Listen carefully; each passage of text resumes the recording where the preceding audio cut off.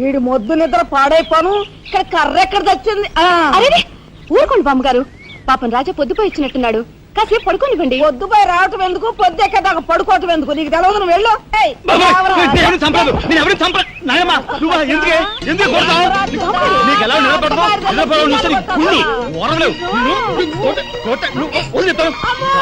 నిద్రపోకుండా కొట్టుకొని పైవం చేస్తుంటావు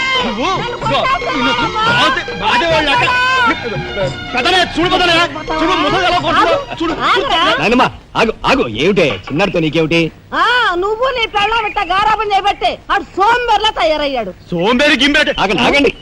మిట్ట మధ్యాహ్నం దాకా పడుకోవడం మూలంగా ఇంటికి ఉపయోగం, దేశానికి ఉపయోగం తెలుసా? దేశానికి? అవును మరి. నాలాంటి వాళ్ళకి ఉద్యోగం రాకపోవడం వలన స్ట్రైకులు చేసి బస్సులో తగలబెడతామా? అలాంటివి ఏమీ చేయకుండా యువతలు నిద్రపోవడం మూలంగా దేశానికి ఎంత ప్రశాంతత. ఏమిటినైనా లాభం. ఏమ్మా కానీ సంపాదన లేనోడు 3 పూట్ల మిక్కితే ఇంటికి ఎంత ఖర్చు? అందుకే అర్ధరాత్రి వచ్చి మిట్ట మధ్యాహ్నం దాకా నిద్రపోతాను. దాని మూలంగా రాత్రి భోజనం, తెల్లారి కాఫీ, టిఫిన్లు నీకు ఆదా కాదా? ఏనా ఇక పెద్దనయ్య అంటావా? వాడు మధ్య తరగతి మనిషి, బోడు బరువు బాధ్యతలు ఉంటాయి, 10 మందికి సమాధానం చెప్పుకోవాలి కాబట్టి పొద్దునే లేవాలి. ఇక సీతమ్మ లాంటి వదిన అంటావా? ఇంటి చాకరీ బోర్డు అంత ఉంటుంది, ఆవిడ పొద్దునే లేవాలి.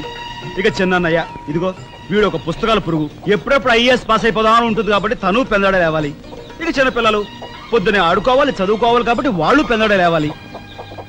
నువ్వు నేను ఎందుకే పెందడే లేవటం? నా మాట విని నాయనమ్మా, నువ్వు నాతో పాటు అర్ధరాత్రి వరకు గాలి తిరుగులు తిరిగి ఇంటికి వచ్చి నిద్రపోయి లేటుగా లేచావనుకో, ఇంటికి ఖర్చు తగ్గుద్ది, నాకు నీ దశ తగ్గుద్ది. ముదిరిపోయావురా చిన్నబాబు, నీళ్ళు తోడుతున్నా ఎంత పొగర్రా నీకు? ఉదయంతో చాకరీలు చేయించుకుంటావా? ఏంటి దొడాలి, సబ్బెట్టాలి, రఫాడించేస్తానేమనుకున్నావు? నువ్వు చేయాల్సిన పనులు వదంతో చేస్తావు, నేను నిన్ను కేకలు పెడతావు అనుకుంటే నువ్వు ఎదురొస్తావా? అయినా ఈ వయసులో నువ్వు చేయాల్సిన పనులు ఏమిటి? ఏంటయ్యా? నాకు సేవలు చేసుకోవటం. ఏంటి? తాతయ్యకి ఎలాగో సేవలు చేయలేదు, నాకు సేవలు చేసుకో. దేవుడు మెచ్చి నీకు స్వర్గ దూరాలు తెలుస్తాడు. నిజమేనట్లా చిన్న? నిజమేనా ముసుదానా? పెద్దాడా, ఇల్లు అమ్మేయటానికి తీర్మానించుకున్నావా? అమ్మకి తప్పేటట్లేదు నానమ్మా. మనకున్న అప్పులకి ఇల్లు కాదు కదా, ఈ వీధి మొత్తం అమ్మినా ఏమీ తీరం. నువ్వు నోరు మీరా? ఆడి మాటలకేం గాని మీ తాతయ్య రెక్కలు బొక్కలు చేసుకుని ఇల్లు కట్టించాడురా.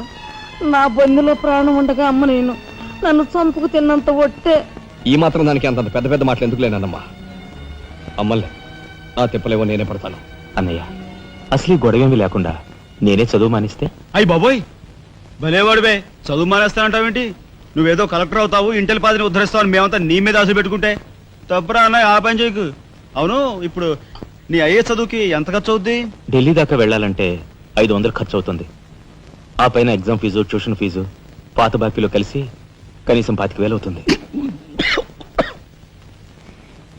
25,000? మా బాబే అంతేనా? 25,000 అంటే ఇదిగో మా పెద్దనే సర్దుకుంటాడులే. సర్దుకో. సర్దుకోపోతే నువ్వు సర్దుకుంటావా? నువ్వు ఇష్టం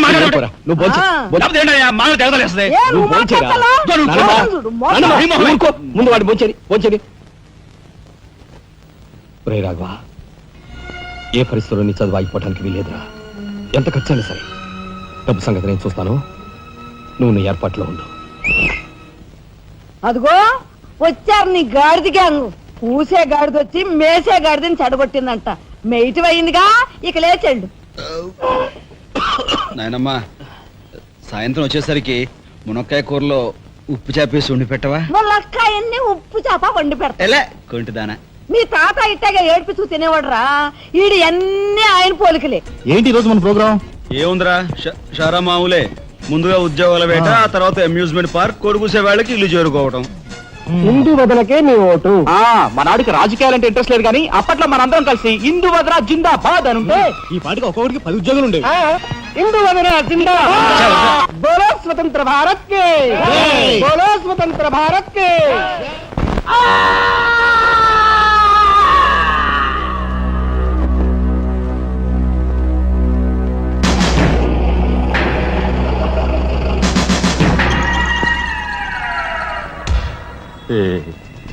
అన్నయ్య చాలా మరగయ్య. మీ తస్తారావుల బోర్డు కనకాంబరం, నీకు ఇంకా కుర్రతనం పోలేదురా. నువ్వు కాన్వెంట్కి ఎక్కువ, కాలేజీకి తక్కువను. చిన్నపిల్లలు బట్టల మీద సిరా జల్లుకున్నట్టు మొహం మీద నెత్తురేంట్రా చుక్క గోరువెచ్చని నీళ్లు బొచ్చుతో వాళ్ళు తీసుకురా.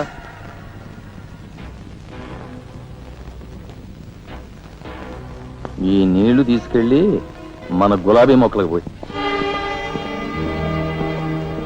ఆపండ్రా. ఒరే చలపతి కట్టడానికి ఎక్కువ తగలడ్డానికి తక్కువగా తయారయ్యాడు. చుక్క వీడు కార్మిక నాయకుడిన నా మీదే కాలరెత్తిలా అయిపోయాడు. పాపం సెండ్ ఆఫ్ ఇచ్చే. నీ తసారావుల బోర్డు భలేవోడువయ్యా ఎస్పీ. బెల్లం మీద ఈగలు, కళేబరాల మీద రాబందులు, నేరస్తుల మీద మీ డిపార్ట్మెంట్ భలేగా వాలిపోతారో ఎలా పసిగడతారో గాని. చుక్క ఆ బేసిన్ లోపల పెట్టి పళ్ళెం పట్టరా. చూస్తారేంట్రా వెళ్ళండి. సార్ మా పోలీస్ డిపార్ట్మెంట్ ని మీరు వాడుకున్నంత ముద్దుగా మరి ఎవ్వరూ వాడుకోరు. I'm your fan. Thank you. వారి చేతికి మా చుక్క కన్నాంబకి ఎక్కువ, కాంచనమాలకు తక్కువ. Nice guide. ఏమిటి సార్ ఈ మద్దతు కూడా మామూలు పళ్ళేనా? అయినా అదేం తక్కువ అమౌంట్ కాదు, లకారం. నమస్కారం ఎస్పీ గారు. నమస్తే. హాయ్ చుక్కి. ఏమండి ఒక కేసు తెచ్చాను, మర్డర్ చేసి పెట్టాలి. ఏమయ్యా సిద్ధాంతి, నీకేమైనా మతిపోతుందా? మద్దళ్ళ గురించి పోలీసు వారి ముందు జంకు గొంకు లేకుండా మాట్లాడేస్తా. ఆయన దగ్గర మనకు జంకెత్తుకండి, ఆయన పళ్ళు ఆయనకు ముడుతూనే ఉందిగా. ఎటు వచ్చి ఓ పక్క మర్డర్ కేసు చూపిస్తున్నాను, మరో పక్క మరణ మొత్తాలు పెడుతున్నాను. నా విషయంలోనే అంత చిన్నదో చూస్తున్నారు. ఇది ఏమైనా బాగుందో చుక్క? మా సిద్ధాంతి శనిగ్రహానికి ఎక్కువ, శుక్రగ్రహానికి తక్కువ. తను నవ్వుని పళ్ళుని ఒకేసారి మూసేయి. ముందు ఈ కేసు మాఫీ చేసే పని చూడు. ఒకటే ఉంది. ఏ ప్యాడ్ కూడా పెట్టుకోవచ్చు.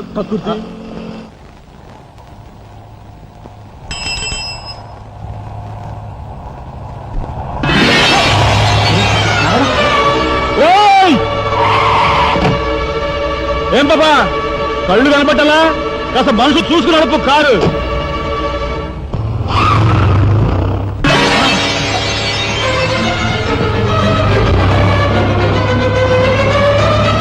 ఎంత పొగర్రా దీనికి.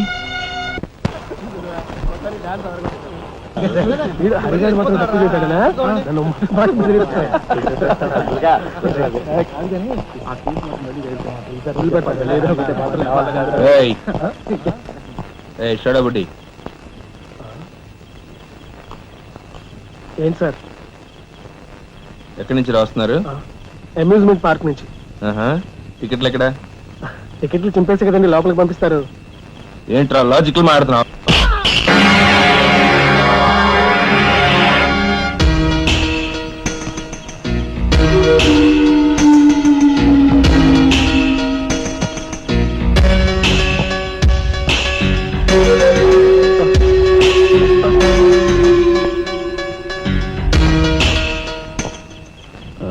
ఎందుకు సార్ మా వాడిని కొట్టారు? పక్క వీధిలో కార్మిక నాయకుడు మర్డర్ జరిగింది. ఆ మర్డర్ చేసింది మీరే కదరా?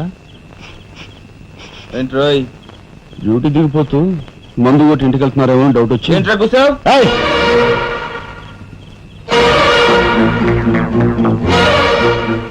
అసలైన నేరస్తులు పట్టుకోవడం చేత కాకపోతే యూనిఫామ్ తీసేసి ఇంట్లో కూర్చో. అంతేగాని రోడ్డు మీద పోయే వాళ్ళని పట్టుకోవాలనుకుంటే ఎవరు ఊరుకోరు. జాగ్రత్త. పోయండి రా.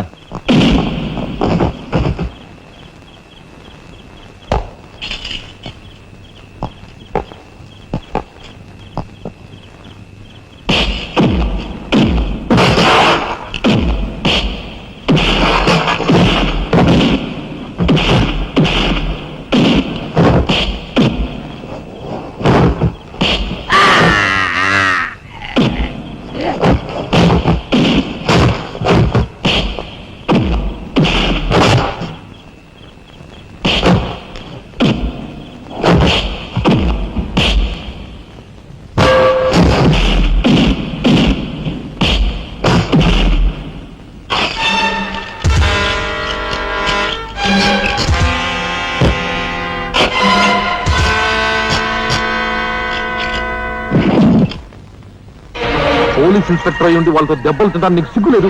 24 గంటల్లో ఆ గ్యాంగ్ ని పట్టుకుని పోలీస్ స్టేషన్ లో పెట్టకపోతే నిన్ను మర్డర్ చేస్తాను. అండర్స్టాండ్? వాడేదో నీ పోలికలతో పుట్టాడు కదా అని కాస్త గారాబం చేశాను అంతే. నెత్తి కూర్చున్నాడు. ఏ లోకల్లో ఉన్నావో ఏమో.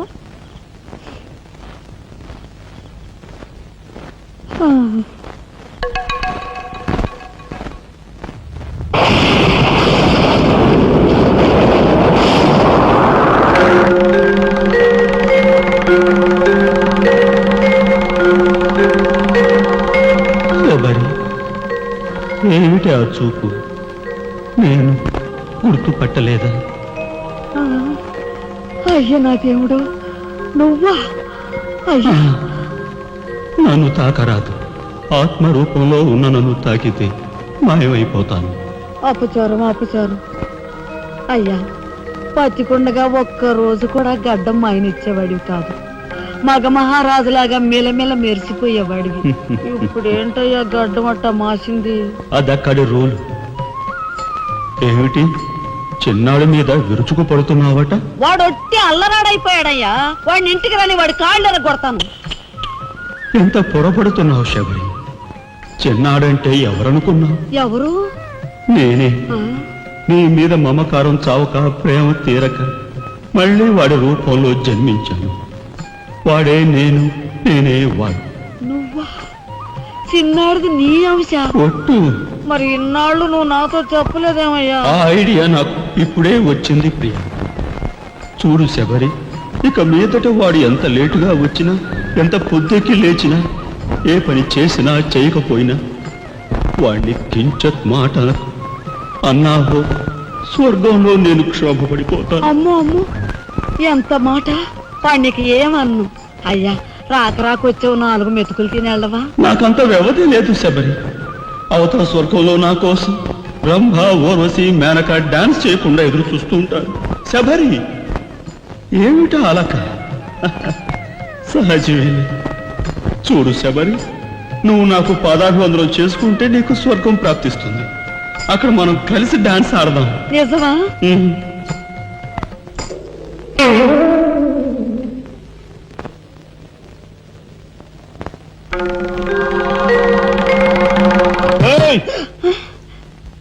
వస్తున్నా వస్తున్నా వస్తున్నా. తలుపులు బాత్తుడు వినపట్లా? ఏదో లోకంలో ఉండి ఏదో లోకంలో రఫ్ ఆడించేస్తానేమనుకున్నావు? భోజనం చేసావా? ఆ, ఇంకా పడుకోలేదే? నువ్వు వస్తావని. నేను వస్తానని అర్ధరాత్రి వరకు నా కోసం ఎదురు చూస్తుంటే నీ ఆరోగ్యం ఏమైపోతుంది? పడుకో. ఏమిటా చూపు? పడుకో.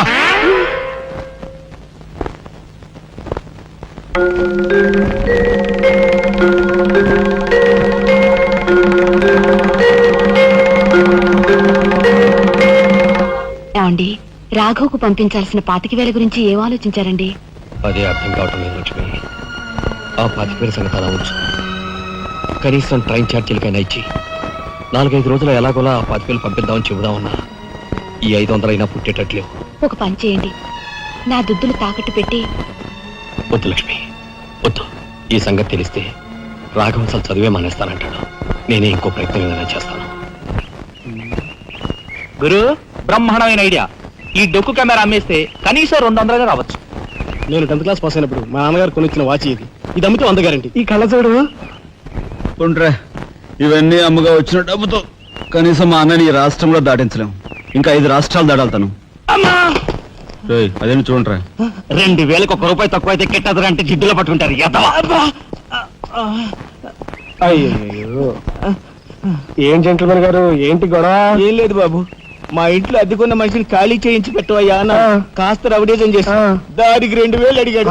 కొంచెం తగ్గించుకోవయ్యా అన్నాను. చాచి లంపకాయ కొట్టాడు. ఇదిగో మధ్యపేరం, 1000 రూపాయలు ఇస్తావా? నీ ఇల్లు ఖాళీ చేయించి పెడతాం. 1000 రూపాయల? అయితే పదండి. ఏంటి పదండి, అవన్నీ మా వల్ల కాదు, మా గురువు వల్లే అవుద్ది. అడ్డుగో. నమస్కారం గురువు గారు. 1000 రూపాయలకు మంచి బేరం ఒప్పుకున్నాం గురు. నువ్వు కొంచెం రౌడీజం చేసి ఇల్లు ఖాళీ చేసి పెట్టాలి. రౌడీజం చేసి పెట్టాలా? రఫ్ ఆడిస్తాయేమనుకున్నావా? పాపం ఆయన ఇల్లు ఆయన ఖాళీ చేసి పెట్టడంలో తప్పే ఉంది. న్యాయమే కదా, ఒప్పుకో గురు ప్లీజ్. అంతేనంటావా? సరే బాబు ఒక మాట, అది సామాన్యురాలు కాదండి. రాలు అంటున్నాడు. కొంపదీసి ఆడదా? అవునండి. ఆడదాని మీద నా ప్రతాపం చూపించడమా? సిగ్గులేదు.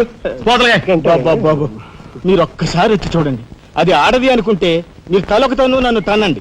ఇదెక్కడ ఆడదురా అనుకుంటే మీ హెల్ప్ మీరు చేయండి, మీ డబ్బులు మీరు తీసుకోండి. పద.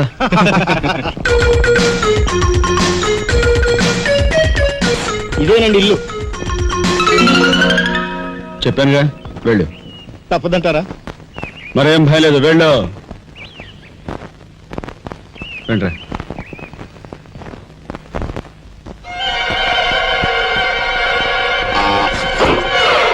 ఏరా? మా ఫ్యామిలీ రోడ్డు మీద ఉందమ్మా. అందుకని ఆ మాట్లాడతారా? ఇవంతా రసీలా దోచుకోలేక ఈ కన్యాకుమారి శీలో? చాలా గొప్ప తల్లి. ఆ. అయ్యా అమ్మా, వద్దు వద్దు అన్నాను, వెళ్ళు వెళ్ళు అన్నారు. తీరా లోపలికి వెళ్ళి చూస్తే అది మాత్రం ఆడదు కాదండి బాబు. దీని సంగతి నేను చూస్తా.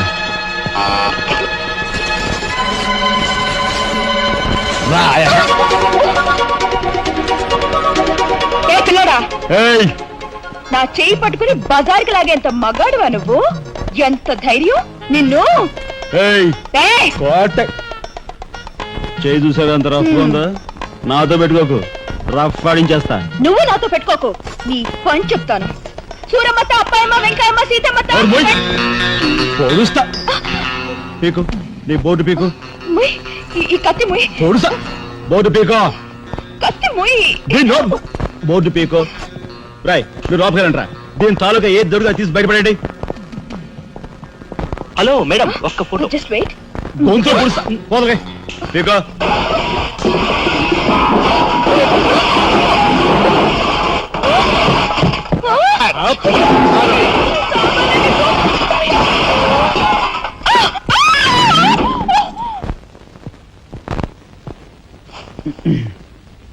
చిన్నాయ్, నువ్వు రేపే ఢిల్లీ వెళుతున్నావు. వారం తర్వాత ఆ 25,000 నీకు అన్నయ్య పంపిస్తాడు.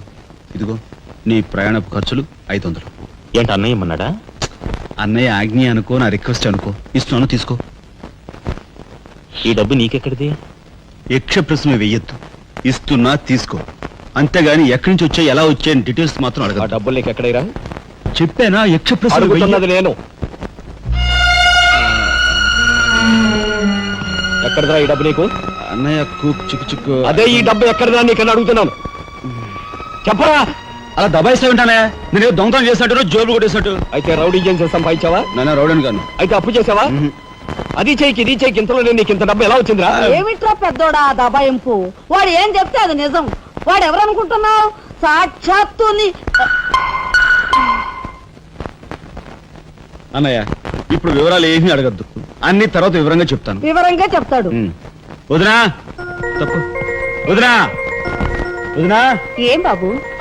ఇదిగో వదినా, అన్నయ్య కోరిక ప్రకారం నీకు పట్టు చీర, బంగారు నగలు. బంగారు నగలు? బంగారు నగలంటే బంగారు లాంటి గిల్ట్ నగలు. అయితే రాత్రి మేము మాట్లాడుకున్న మాటలు. అన్నయ్య, ఇప్పుడు వివరాలు అడగద్దు, అన్ని తర్వాత వివరంగా చెప్తాను అన్నానా? ఇప్పుడు వివరాలు ఏం అడగద్దు, తర్వాత అన్ని వివరంగా చెప్తాను అన్నాడా? ఆ వివరాలు నేను చెప్తాను. అమ్మని, ఇది ఇంటి దాకా వస్తుందని తెలిస్తే అక్కడే నరికి పాతేసేవాడిని. ఎవరమ్మా నువ్వు? సామాన్తో పాటు దిగిపోయా?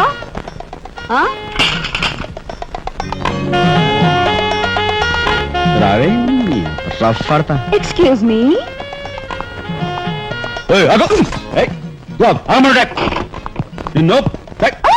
ఏమిటి ఏమిటి దౌర్జన్యం?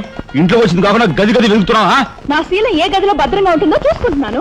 నీ శీలం కోట్ చేజులంత రఫ్ ఉందో, రఫ్ పాడించేస్తా. కొట్టుయా కొట్టు, నీతో రఫ్ ఆడించుకోవడానికి వచ్చాను. కొట్టు. లేదు రఫ్. బామ్మ, ఈ ఇంటికి పెద్ద దిక్కులో ఉన్నారు, పైగా ఆడవాళ్ళగా ఉన్నారు. ఈ ఆడదాని బాధను అర్థం చేసుకోండి.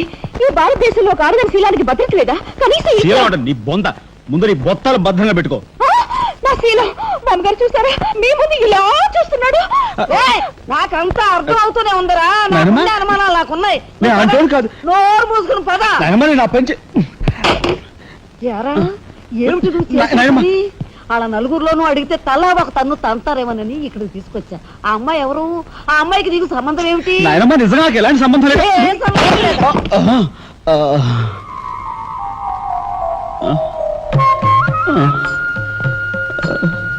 శబరి, ఏం జరిగింది?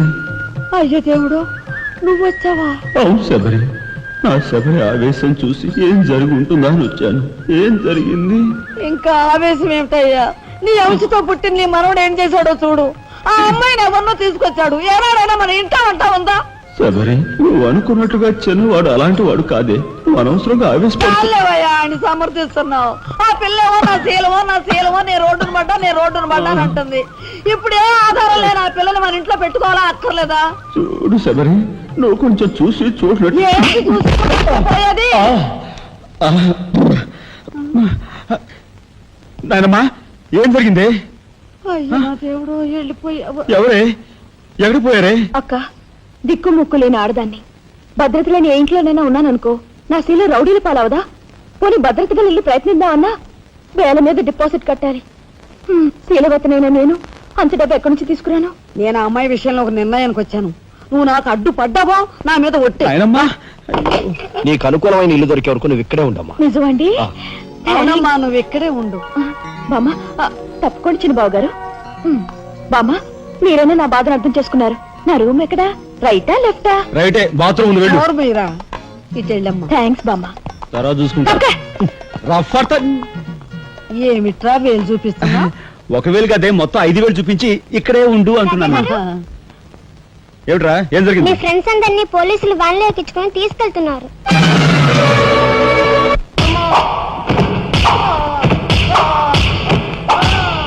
కార్మిక నాయకుడిని చంపింది మీరేనా ఒప్పుకుంటారా లేదా?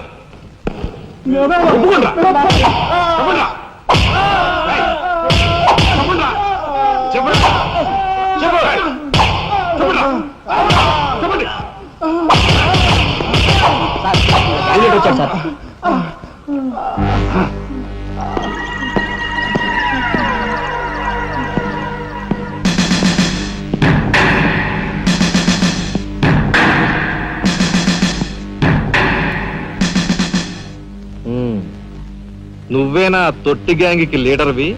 తొట్టి గ్యాంగ్ కాదు, అనుకుంటే ప్రాణాలు తోడే గ్యాంగ్. ప్రాణాలు తోడే గ్యాంగ్. అందుకే ఆ కార్మిక నాయకుడు ప్రాణాలు తోడేశారు. అవునా? ఏమిటి? మర్యాదగా నేరం ఒప్పుకో, లేకపోతే మేమేం చేస్తాం మాకే తెలియదు. మీకే తెలీదా? పాపం ఆయనకే తెలీదంట. ఏమిట్రా వెటకారం? ఉండేలా ఉంది. మర్యాద రాగి అని నోరు పారేసుకున్నావో చెయ్యి చూడు ఎంత రఫ్ గా ఉంది. రఫ్ పడించేస్తాను. You rascal! You bloody...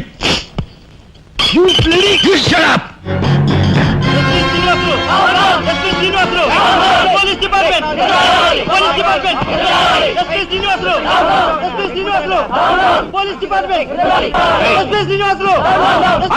sir ఆగాలి.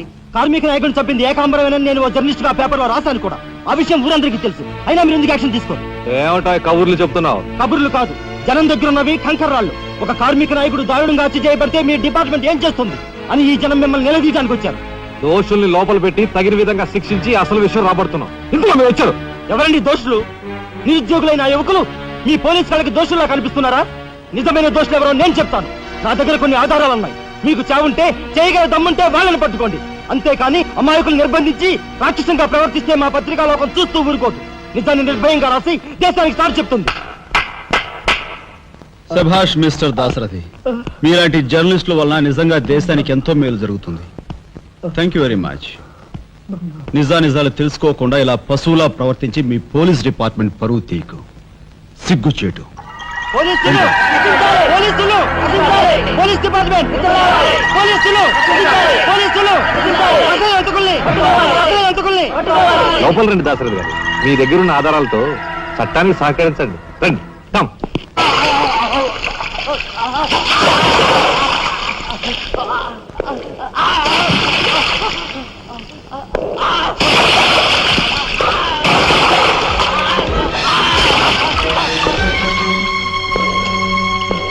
ఏమయ్యా జర్నలిస్టు, నాలాంటి వాడితోనూ ఎస్పీతోనూ తగువ పెట్టుకుని ఎందుకయ్యా చావు కొని తెచ్చుకున్నావు? మనిషిని చంపటం ఆటవికం. You are right. అందుకేనయ్యా నువ్వంటే నాకు చాలా ఇష్టం. చచ్చిపోయే ముందు కూడా ఇలా రెచ్చిపోవడం దేశంలో ఎంతమందికి సాధ్యం? తమ్ముడు, వీడు దేశానికి పనికొచ్చే జర్నలిస్ట్లా ఉన్నాడు. వదిలిపెట్టేద్దామా? ఊరుకోనయ్యా, మనల్ని ఎండగట్టి వాడి పేపర్ సర్క్యులేషన్ 3,000 నుంచి 30,000 పెంచుకున్నాడు. చాలా. తమ్ముడు చెప్పింది నిజమే. మమ్మల్ని బజారుకి ఇచ్చి నీ పేరు ప్రతిష్టలు పెంచుకున్నావు. మరి మా పరువు ప్రతిష్టలు కూడా మేము కాపాడుకోవాలి కదా. అయినా మనిషిని చంపేయడం అంటే సరే కాని.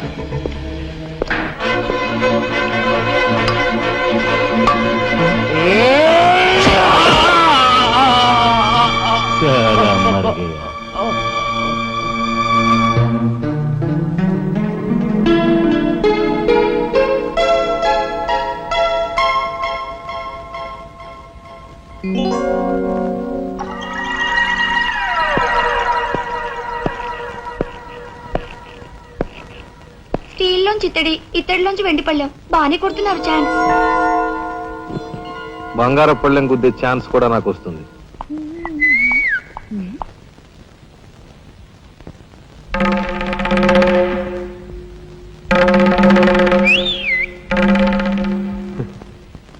ఏమిటా చూపు, నేను మావాడు ఒకేలా ఉన్నావునా? అదంతేలే. అవును, నీకు మావాడంటే చెయ్యిలా చూపించి నాలుగు మడత పెట్టి చెయ్యి చూసావా ఎంత రఫ్ గా ఉందో, రఫ్ ఆడించేస్తాను జాగ్రత్త అని నువ్వు అంటుంటే నాకు ఉంటుంది. మరి అయితే ఇంకా ఆలస్యం ఎందుకు, నువ్వు కూడా రఫాడించా. మా ఇంటి ఆడదొస్తుంది.